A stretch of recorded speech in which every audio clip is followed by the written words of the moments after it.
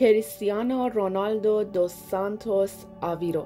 رونالدو در 5 فوریه 1985 در محله ساو پدرو فونشال پایتخت جزیره مادیر پرتغال به دنیا آمد. اون 4مین و کوچکترین فرزند خانواده‌ای فقیر بود. مادرش ماریا دولورس دوس سانتوس آویرو آشپز بود و پدرش خوزه دینیس آویرو باغبون شهرداری و مدیر تدارکات پاره وقت. مادر بزرگ پدری اون اهل کیپ ورد بود. خانواده رونالدو شرایط سخت مالی داشتن و مادرش بعدها گفته بود که به دلیل فقر و اعتیاد پدرش به الکل قصد سقط اون رو داشت، اما پزشکش مانع این کار شد.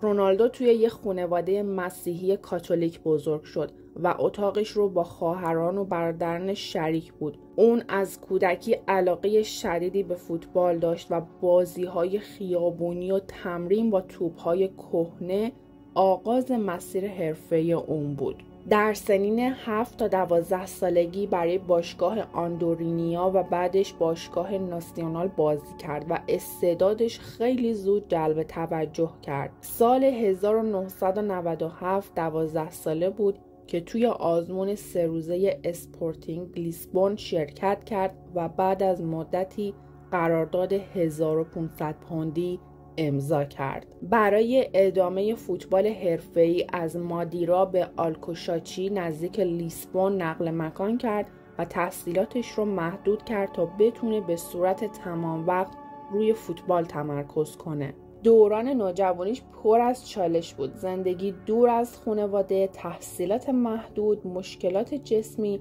و به خاطر اینکه به سمت معلمش صندلی پرتاب کرده بود از مدرسه اخراج شد. توی 14 سالگی تشخیص داده شد که مبتلا به تاکیکاردیه و نیاز به عمل جراحی قلب داره، اما بعد از عمل موفقیت آمیزش که با لیزر انجام شد تونست به تمرینات فوتبال برگرده و مسیر حرفه‌ایش ادامه پیدا کنه. توی 18 سالگی رونالدو اولین بار برای تیم ملی بزرگسالان پرتغال به میدون رفت. همون سالها انتقال به منچستر یونایتد نقطه عطف حرفه‌ای اون بود. در لیگ برتر انگلیس تحت هدایت سر الکس فرگوسن رونالدو به سرعت جایگاهش رو تثبیت کرد و در 3 فصل متوالی قهرمان لیگ برتر، لیگ قهرمانان اروپا و جام باشگاه‌های جهان شد. در 23 سالگی اولین توپ طلای خودش رو کسب کرد. سال 2009 رونالدو با مبلغ 94 میلیون یورو به رئال مادرید منتقل شد و به گران قیمت ترین بازیکن جهان تبدیل شد. در رئال 15 جام کسب کرد، از جمله 4 لیگ قهرمانان اروپا، 2 لالیگا و 2 کوپا دل ری. اون به بهترین گلزن تاریخ رئال مادرید تبدیل شد و 4 توپ طلای دیگه توی سالهای 2013، 2014، 2016 و 2017 کسب کرد و 3 بار پشت سر لیونل مسی قرار گرفت. سال 2018 با مبلغ 100 میلیون یورو به یوونتوس منتقل شد و گران قیمت ترین بازیکن لیگ ایتالیا و گران قیمت ترین بازیکن بالای 30 سال در دنیا شد. بعد از اون دوباره به منچستر برگشت و در ژانویه 2023 به باشگاه النصر عربستان پیوست. در طول دوران ملی رونالدو بیشتر از 190 بازی برای پرتغال انجام داده و با بیشتر از 100 گل ملی بهترین گلزن تاریخ کشورش شده. رونالدو دارای بیشترین بازی یعنی 183 تا، بیشترین گل زده یعنی 140 تا و بیشترین پاس گل در لیگ قهرمانان اروپا 42 تا، بیشترین گل زده در جام ملت‌های اروپا 14 تا، بیشترین بازی ملی 217 تا و بیشترین گل ملی در فوتبال مردان یعنی 135 تا هست. اون از معدود بازیکناییه که توی بیشتر از 1200 بازی رسمی حضور داشته و بیشتر از 900 گل برای باشگاه و کشورش به ثمر رسونده. همچنین تنها بازیکنیه که توی 5 مسابقه جام جهانی گلزنی کرده. رونالدو فعالیت‌های خیرخواهانه گسترده‌ای هم داره، مثلا کمک به بازسازی مناطق زلزله زده و سونامی زده، حمایت از بیمارستان‌ها و مراکز درمانی، همکاری با سازمان‌های جهانی برای مبارزه با گرسنگی و بیماری کودکان و اهدای مبالغ کلان به خیریه‌ها. اون بعد از گرفتن خسارتی فاش نشده از یه پرونده افترا از روزنامه سان در سال 2008 همون مبلغ رو به یک مؤسسه خیریه در مادیرا اهدا کرد. سال 2009 رونالدو 100,000 پوند به بیمارستانی که جان مادرش رو در مادیرا بعد از مبارزه با سرطان نجات داد اهدا کرد تا اونها بتونن یه مرکز درمانی سرطان در جزیره بسازن.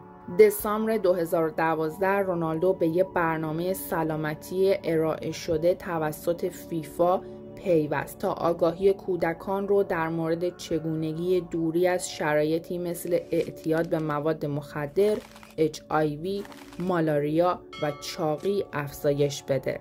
ژانویه 2013 رونالدو به عنوان یکی از سفیران صندوق نجات کودکان انتخاب شد، سازمانی که امیدواره بتونه به مبارزه با گرسنگی و چاقی کودکان کمک کنه. رونالدو در سال 2015 بعد از اهدای 5 میلیون پوند به کمک‌های امدادی در زلزله نپال به عنوان سخاوتمندترین ورزشکار جهان انتخاب شد. زندگی شخصیش هم همیشه مورد توجه بوده. سال 2005 رونالدو به اتهام تجاوز جنسی به زنی توی هتلی در لندن بازداشت و با قید وثیقه آزاد شد. رونالدو این اتهام را تکذیب کرد و بعد از چند روز با وجود منصرف شدن این زن از ادعای خودش، اون در اسکاتلند یارد به دلیل ناکافی بودن مدارک هم از این اتهام تبرئه شد. بعدش در آوریل 2017 گزارش شد که رونالدو توسط اداره پلیس لاس وگاس به دلیل ادعای زنی مبنی بر اینکه سال 2009 به اون تجاوز شده تحت بازجویی قرار گرفت. اسناد تایید شده توسط وکلای رونالدو نشون میده که اون 375,000 دلار آمریکا به یه زن در یه توافقنامه عدم افشای اطلاعات پرداخت کرده و در ژوئیه 2019 دادستان‌های لاس وگاس گفتن که رونالدو رو به اتهام تجاوز جنسی متهم نمی‌کنن. بر اساس بررسی اطلاعات در حال حاضر اتهامات تجاوز جنسی علیه کریستیانو رونالدو رو نمیشه فراتر از یک شک معقول اثبات کرد. این زن توی سال 2018 دوباره تلاش کرد پرونده رو در نوادا بازگشایی و رونالدو رو متهم کنه، اما در ژوئن 2022 در نهایت این شکایت با یه حکم قطعی در دادگاه منطقه‌ای ایالات متحده در ناحیه نوادا رد شد. رونالدو 5 فرزند داره. فرزند اولش یعنی کریستیانو رونالدو جونیور در تاریخ 17 ژوئن 2010 به دنیا آمده. مادرش هرگز به صورت عمومی معرفی نشده و خود رونالدو گفته حضانت کامل پسرش با خودشه. در ژوئن 2017 دوقلوهای دختر و پسر رونالدو از طریق رحم اجاره‌ای به دنیا اومدن. 4مین فرزندش که یک دختره در نوامبر 2017 در آرژانتین به دنیا اومده از رابطه با جورجینا رودریگز که اهل اسپانیاست. این زوج هنوز با هم توی رابطه هستن. اونا انتظار داشتن دومین جفت دوقلوی خانواده‌شون توی سال 2022 به دنیا بیاد، اما قول پسر هنگام زایمان فوت کرد و فقط قول دختر زنده موند. ژانویه 2023 بعد از اینکه رونالدو به همراه خانواده‌اش به عربستان سعودی نقل مکان کرد، حاکمان پادشاهی عربستان رونالدو را از این قاعده که زوجهای مجرد اجازه زندگی مشترک در عربستان سعودی رو ندارن مستثنا کردن. یه وکیل سعودی که اسمش فاش نشده به خبرگزاری اسپانیایی گفت که قوانین پادشاهی هنوز هم زندگی مشترک بدون قرارداد ازدواج رو ممنوع میکنه. اما مقامات سعودی سعی دارن چشماشونو ببندن و از پیگرد قانونی افرادی مشخص دست بردارن، حتی اگه این قوانین در مواقع بروز مشکل یا جرم اعمال بشه. کریستیانو رونالدو سالهای 2016، 2017، 2023 و 2024 از طرف مجله فوربس به عنوان پردرآمدترین ورزشکار شد و از سال 2016 تا 2019 از طرف ESPN به عنوان مشهورترین ورزشکار دنیا انتخاب شد. مجله تایم در سال 2014 اسم اونو در فهرست 100 فرد تاثیرگذار در دنیا قرار داد. اون اولین بازیکن فوتبال و سومین ورزشکار در طول تاریخه که بیشتر از 1 میلیارد دلار درآمد کسب کرده. با وجود همه شهرت، ثروت و افتخارات، رونالدو هنوز به ریشه هاش وفادار مونده. مردی که از فقر جزیره مادیرا شروع کرد، هنوز مادرش رو ستون زندگی خودش میدونه و همیشه کنارش دیده میشه. اون پدریه که در کنار تمام تمرین‌ها و فشارهای فوتبال حرفه‌ای برای بچه‌هاش وقت میذاره و نشون داده خانواده براش از هر جام و افتخاری مهمتره. رژیم غذایی دقیقش، نظم در تمرین و کنترل ذهنی بالا باعث شده در سنی که خیلی ها بازنشسته میشن هنوز در سطح اول فوتبال بدرخشه. کریستیانو رونالدو فقط یه فوتبالیست نیست، اون نماد پایداری، انضباط و ایمان به خودشه. رونالدو فقط با تمرین و رکورد چکنی قهرمان نشد، اون با نظم آهنینش توی تغذیه، خواب و حتی روابط خانوادگی زندگیشو مثل یه پروژه موفق مدیریت کرد. خانواده براش پناهگاهه، همون جایی که ازش انرژی میگیره تا دوباره توی زمین بدرخشه. توی کامنت ها بنویس شما رونالدو رو بیشتر به خاطر کدوم رکوردش دوست داری و یادت نره کانال رو سابسکرایب کنی تا ویدیوهای بعدی رو از دست ندی.